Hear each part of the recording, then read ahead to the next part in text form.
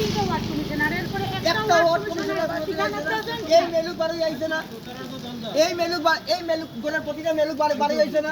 হ্যাঁ, বাকি ward commissioner কিটা পুরুষ লোক না মেলুক, তারা বাড়ি আইতে পারেন না, তারা জনগণের প্রতিনিধি।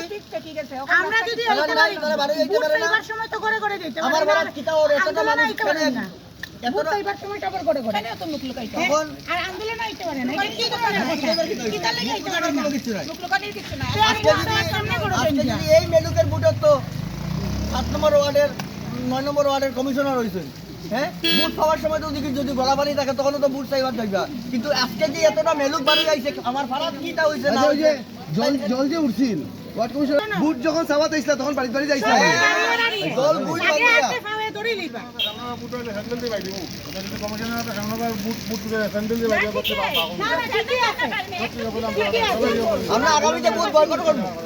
আমরা লাগে না কমিশনার লাগে না, আমরা বুট বয়কট করব। আমরা রিকোয়েস্ট করব ডিসি সাথে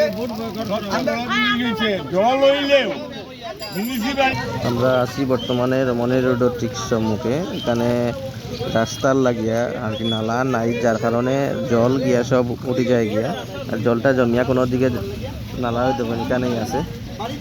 অপরিষ্কার থাকার কারণে এখানে ফ্লাড হয়ে যায়, যাতে এখানে স্থানীয় যারা বাসিন্দা আছেন তারা এখানে আর কি পথ রাস্তা অবরোধ করছেন। আমি তো এটাই চাইবো যে শিলচর থেকে যদি কোনো এমএলএ বা এমপি যারা আছে শিলচরের কথা তাহলে আমরা ভাড়া করিয়া আনিয়া যাতে তারা আমরা লাগি সংসদে যাতে মাঠে অথবা বিধানসভার মাঠে উঠেই আমি হল প্ল্যান হিসাবে